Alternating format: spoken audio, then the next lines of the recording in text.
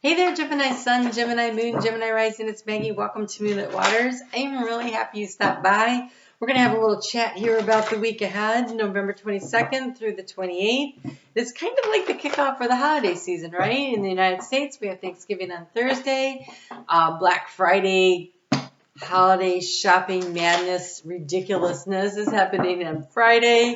And then for those of you that are my Jewish friends, I want to wish you a happy Hanukkah coming up on Sunday evening. So it really is.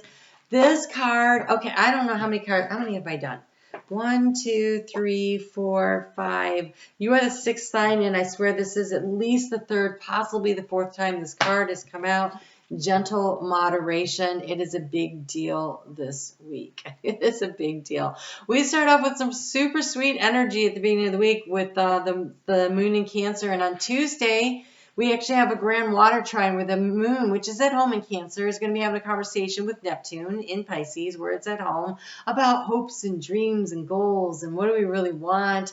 And they are having this conversation with Mars that likes to take action over in its home sign, a Scorpio. And so I think some ideas and some thoughts come to you about where it is you want to go next. Where do you want to take this? And honestly, on Facebook, I have a group, Moonlit Waters, and I do daily card pulls. And I did those before I start here. And I think 3, for sure 3, maybe 4 of the days, Spirit wanted to talk about this plan, this idea, this goal, and what are the next steps to do to get there. And so I want to encourage you to check that out. I think you might find it beneficial. You have resilience. You have resilience. There is no need to rush or push. And gentle moderation says, take your time. So whatever it is this holiday season, I think it's about, as we shift here between the eclipse that happened in Taurus last Thursday and the eclipse that's happening next, maybe Thursday? Next weekend anyway, in Sagittarius, which is at the South Node, okay, and the North Node is currently in your sign.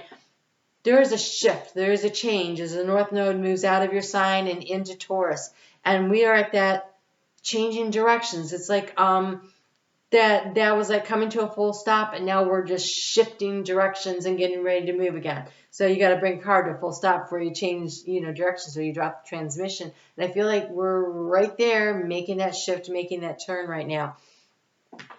So I really think it would be beneficial to be very clear on what it is that you want to manifest and what you want to bring in, but not thinking it's going to push very fast, right? So there is time to take things as they come. You have the determination and the patience to handle what is happening.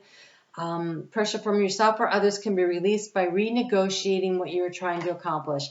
And Venus is in Capricorn for the next several months still, and that's a lot of that, making a plan, renegotiating, figuring out how it's going. So it's just kind of the flow of things right now, and I think you're going to be feeling it about something that's really close to your heart as we start this week out. And so I think you will find paying attention to your intuition and your thoughts really important, really important. The moon's going to move into Leo at 10:59 a.m. on Friday. On Wednesday. That is Eastern Standard Time in the U.S. And almost immediately, that sun is going to come into conjunction with, it's really close. I guess they already had their conjunction. But the moon is going to 1-2 hit Mercury and then the sun. So they must be coming into conjunction.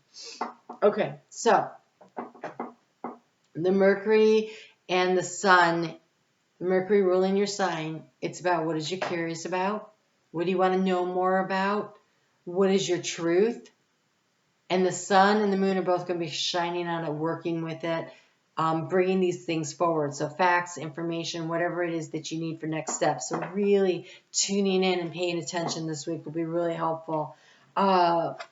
I know it's not your sign, but it's a Mercury sign, is Venus, right?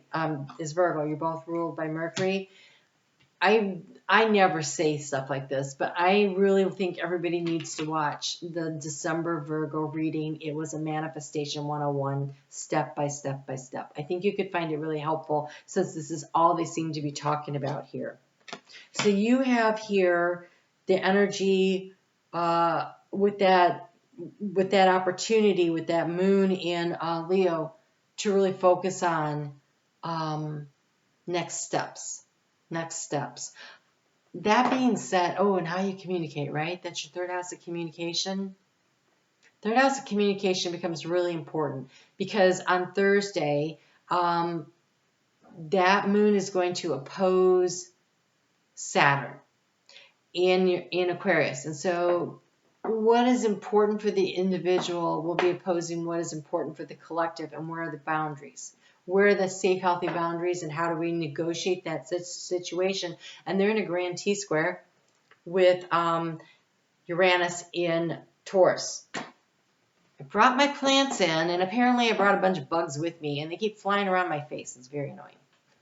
Sorry about that. You see, like, it's like a walking in the woods. Okay, so this Uranus in Taurus is explosive energy. It is shape-shifting energy. It's going to change the way things are. So you can either use it to negotiate or renegotiate, as was suggested with the general moderation, how we make the shifts and the changes, or things are going to blow up in your face. It's kind of like it's going to happen. It's a very explosive situation, but I feel like it can be controlled, like a controlled implosion of a great idea coming in, and ooh, how do we do this? So you have here, if you can do that, if you can pull that energy and use it to think outside the box, to problem solve, you've got rewards, fun, gather, and relax.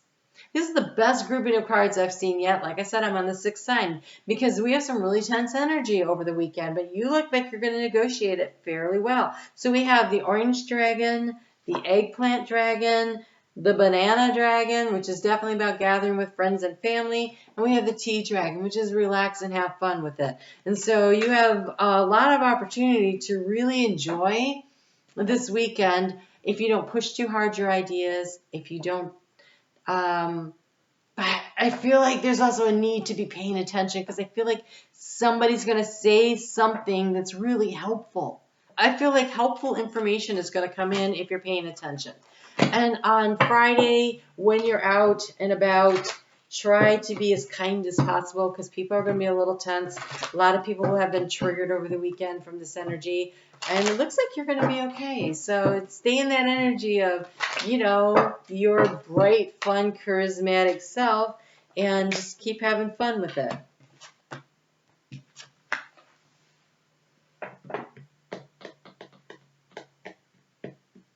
All right, so then the moon is going to move into Virgo at 9:13 p.m. Is it 9:13, 9:12 p.m. on Friday evening, Eastern Standard Time, so adjust for your time zone. The moon in Virgo wants things to get organized.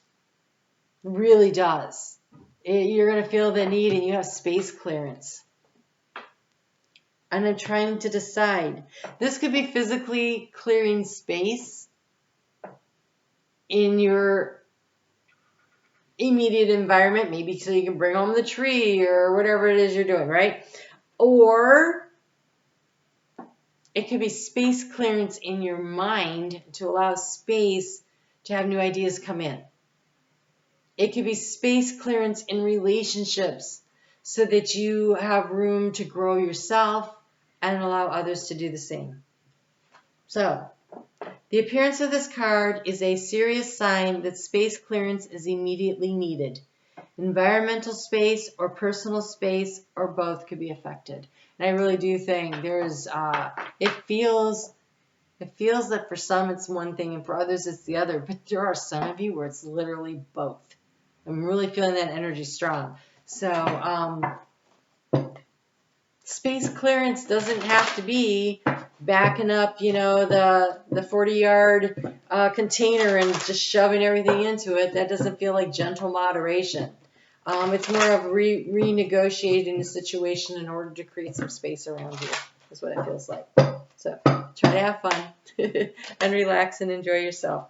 So the last cards I'm pulling are from Mike Dooley's Love Notes from the Universe. It felt really important. The universe really wanted to make sure that everybody knew how much they were loved this week because the energy is a little tense. And so don't lose sight of the fact that we manifest from the energy how do I put that? Okay, so we create, we manifest from the energy that we choose to live in, and it is highly recommended that we do it from a space of love and joy, because that's when you draw and attract to you things like love and joy. All right, so here we go. There is a deeper reason for each of your questions. Seek it. Guidance, attention, help, maybe. Love, always. Criticism, never.